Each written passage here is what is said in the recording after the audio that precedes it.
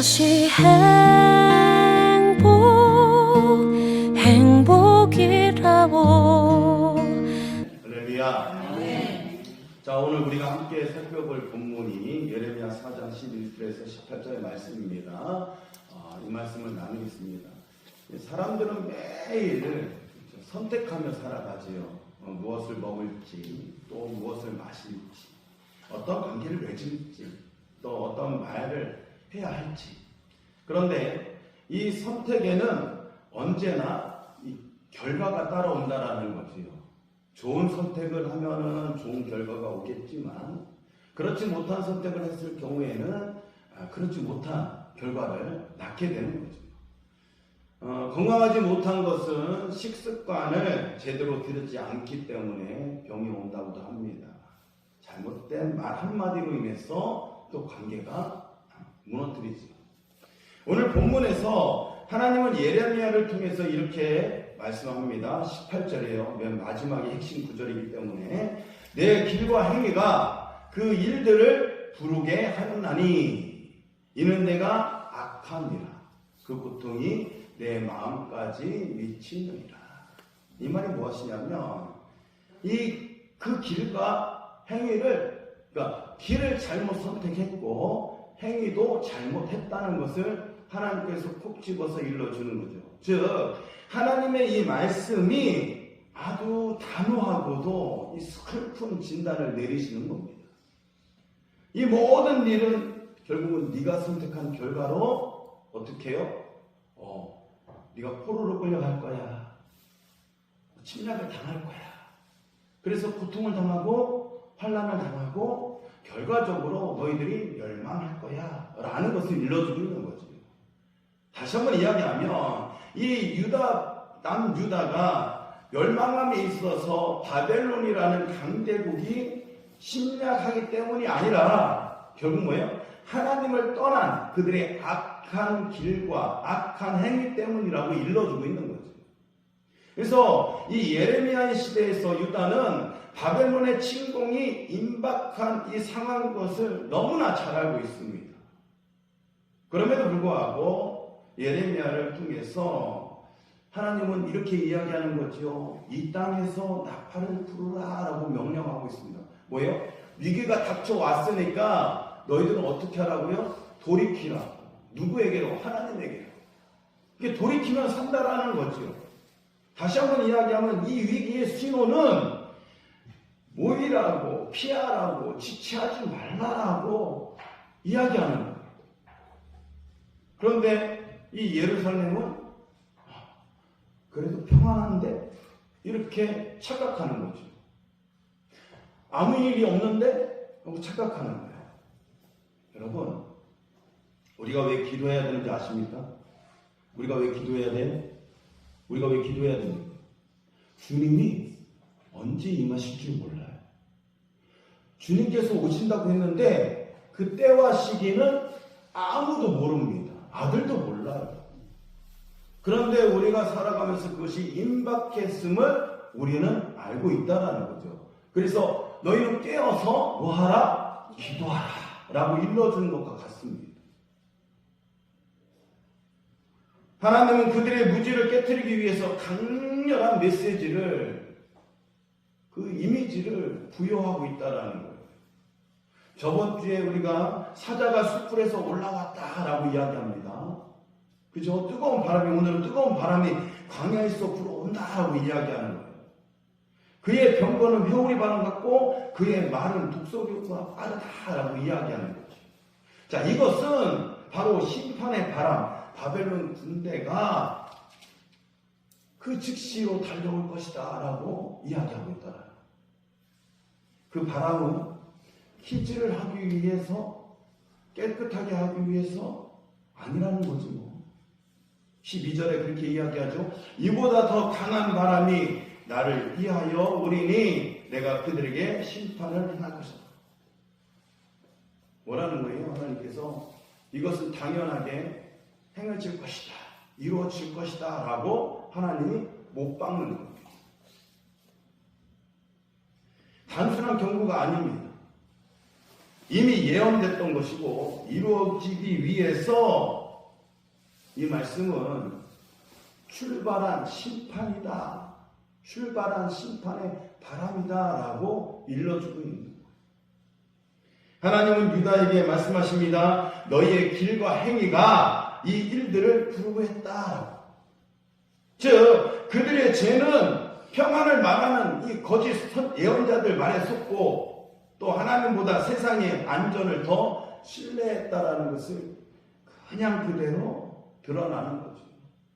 우상과 하나님을 동시에 섬겼기에 그래도 괜찮겠지 라는 안일한 이 무지, 이 착각이 낳은 결과라는 겁니다. 예레미야의 시대와 오늘 우리의 시대가 매우 흡사하다라고 생각이 되었습니다. 우리도 위기를 보면서 괜찮을 거야, 잘 될 거야 라는 자기 최면에 속고 살지 마시라는 거예요. 나라는 나라대로, 종교는 종교대로 난리도 아니에요. 이럴 때 우리가 잘 구별하고 잘 분간해서 깨어있는 우리 김천시민교회 성도들 다 되시길 바랍니다. 아멘. 때는 임박했다라고 생각되어지는데 어느 때 임할지는 몰라요. 왜냐하면 예수님도 이야기하시거든요. 아들인 나도 모른다라고. 오직 누구만? 하나님께서. 그래서 혹시 본인이 뭐 안다 뭐 한다 막 이야기하시는 사람들은 좀 주의 깊게 살펴봐야 됩니다. 우리가 하나님께서 분명히 임하실 때에는 그 사람만 지칭해서 이야기하지 않습니다. 하나님은 동시다발적으로 다 일러주세요. 그래서 예수님이 다시 재림하실 때는 모든 나라, 모든 족속들이 다 볼 수 있게끔 재림하신다고 이야기하셨거든요. 그래서 어느 곳에 한 곳에서 나타나는 것이 아닙니다. 그래서 그거에 대해서 유념하시기 바라고, 우리가 늘 신앙생활을 하면서 무엇보다도 무엇을 의지해야 될지를 우리가 더 굳게 알아야 된다라는 거예요. 돈이 있으면 피할 수 있어. 아니에요. 그 당시 그때 되면 돈이 있어도 피하지 못합니다. 권력이 있어도 마찬가지고요. 자기가 재능이 아무리 뛰어난다 하더라도 피할 수 없다라는 것이죠. 우리가 이것을 더 굳게 믿는 것은 말씀밖에 없는 줄 믿습니다. 그래서 말씀으로 더 다져지고 말씀으로 더 새로워지는 저와 여러분 되시길 바랍니다. 그래서 오늘도 이야기하는 것처럼 기도보다 계획이 먼저 앞서서는 안 된다라는 거. 회개보다 합리화가 앞서고 있지는 않은지를 나 자신을 한번 살펴봐야 된다라는 거지요. 하나님은 지금도 우리의 선택을 존중하는 분이신 줄 믿습니다. 그 동시에 그 선택의 책임을 물으시는 분이 바로 하나님이시라는 거 여러분 꼭 기억하셨으면 좋겠습니다. 그래서 하나님은 여기서 멈추지 않으시고 14절에 이렇게 말씀하시죠. 예루살렘아, 내 마음의 악을 씻어버리라. 그리하면 구원을 얻으리라. 할렐루야. 이 말씀은 희망의 문이 아직 닫혀지지 않았다라는 사실을 언급하고 있습니다. 그런데 이렇게 생각하시는 분들이 있을 겁니다. 하나님은 참으로 병 주고 약 주고 다 하시는 분 같습니다. 저는 병 주고 약 주고 다 하시는 분이라고 생각합니다. 왜냐하면 그분이 창조주이시기 때문에 우리를 너무나 잘 아시거든요. 그래서 때로는 병도 주고 때로는 약도 주시는 분인 거 맞습니다. 그런데 우리가 그 반대로 생각해 보면 병 주시기 이전에 먼저 돌이키라고 이야기하시는 분이 누구다? 하나님이라는 사실을 여러분 꼭 기억하시길 바랍니다. 병 주기 전에 너가 이렇게 돌이키면 이 병은 내가 수거해 갈 거야 라고 하시는 분이 하나님이시라는 거예요. 그래서 유다 국가는 멸망의 길로 가고 있었지만 돌이키라는 이야기를 수십 번 수백 번 이야기를 꺼냅니다. 그런데 사람이요,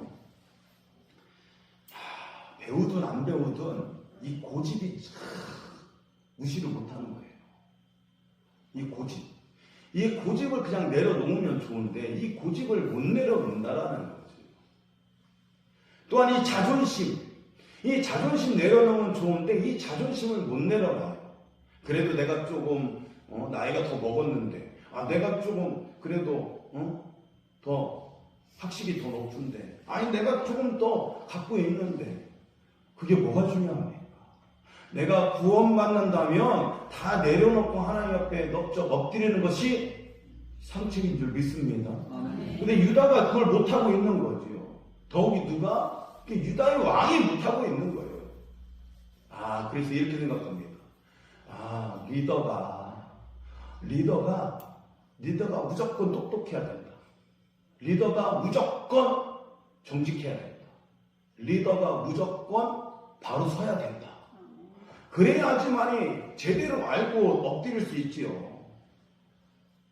앞으로 쭉 보시면, 예레미야를 쭉 보시면 이 왕들에 대해서 이야기합니다. 그러니까 예레미야 이 시대에 왕들에 대해서 줄곧 이야기하는데, 이 왕들이 너무 무지한 거예요. 하나님에 대해서 너무 무지한 겁니다. 그냥 하나님 앞에 납작 엎드려서 죄송합니다, 제가 잘못했습니다, 나라를 잘못 꾸렸고 하나님 말씀 잘못 선택했고 그래서 막 이렇게 살았습니다, 그냥 고백하면 되거든요. 입으로 시인하는 자마다 구원을 얻는 줄 믿습니다. 마음으로 맨날 소용이 없어요. 마음으로 누가 남자와 여자가 사랑을 하는데 그 마음을 표현할 길이 없어. 그러면 진짜 나를 사랑하는지 어떻게 알겠습니까? 표현을 해야지 알지. 하나님도 똑같아요. 내가 하나님 사랑합니다 라고 말로 고백해야지 하나님이 사랑한 줄 아신다라니까요. 그래서 마음으로 믿어 의에 이르고 입으로 시인해서 뭐 한다고요? 구원을 얻는 줄 믿습니다. 오늘 우리가 주님 앞에 이 심판 가운데 있다고 생각한다면 하나님 앞에 회개하고 하나님 구원해달라고 하나님 앞에 두드리는 저와 여러분 되시기를 예수님의 이름으로 축원해 드립니다. 오늘도 하나님 우리에게 말씀하십니다. 내 마음의 악을 씻어버려라. 이 말씀은 너희의 선택을 새롭게 해라. 다시 돌아서라. 이렇게 초대하고 있는 거예요. 그 마음에 우리가 이런 부분들 가운데에 얼마나 오염이 되나요? 그래서 잠언에서는 그렇게 이야기합니다. 무릇 지킬 만한 것보다 더 내 마음을 지켜라. 생명의 근원이 여기서 난다. 하나님 말씀을 내가 먹었으면, 하나님 말씀을 내가 붙잡았으면 이것을 마음에 끝까지 이걸 가지고 기도하는 거지.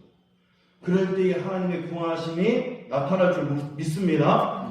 그러므로 우리의 말 한마디, 우리의 태도 하나, 우리의 결정 하나가 살아계신 하나님께서 기뻐하시는 길이 될 줄로 믿습니다.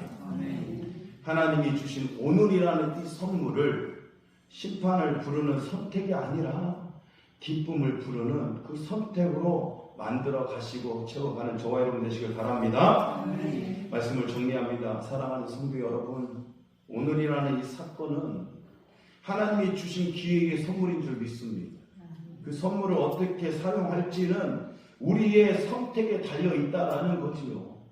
그리고 우리가 하나님의 형상으로 지원받았다라는 것은 하나님처럼 선택할 수 있는 존재로 지원받았다라는 뜻입니다. 그러므로 하나님은 우리의 길과 행위에 책임을 물으신다.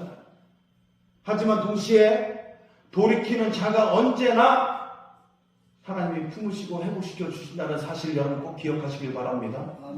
오늘 말씀은 심판의 선언이 아니에요. 회개의 초대장이고 회복해 주시기 위해 기회를 만들어 주시는 말씀입니다. 그래서 오늘 내 선택이 내일의 재앙이 아닌 하나님의 기쁨이 되기를 바란다라는 거죠. 그래서 예루살렘아, 내 마음의 악을 씻어버리고 그리하면 구원을 얻으리라 라고 이야기하고 있습니다. 오늘 그 주님의 음성 앞에 우리의 마음이 씻기고 새로운 선택을 하기를 결단하시기 바랍니다. 그 선택이 기필코 우리 삶이라는 이 미래를 바꿀 거라는 거지요. 그러므로 오늘 우리의 선택이 하나님의 마음을 기쁘게 하는 복된 결단하는 저와 여러분 되시기를 예수 그리스도의 이름으로 축원해 드립니다. 기도하겠습니다.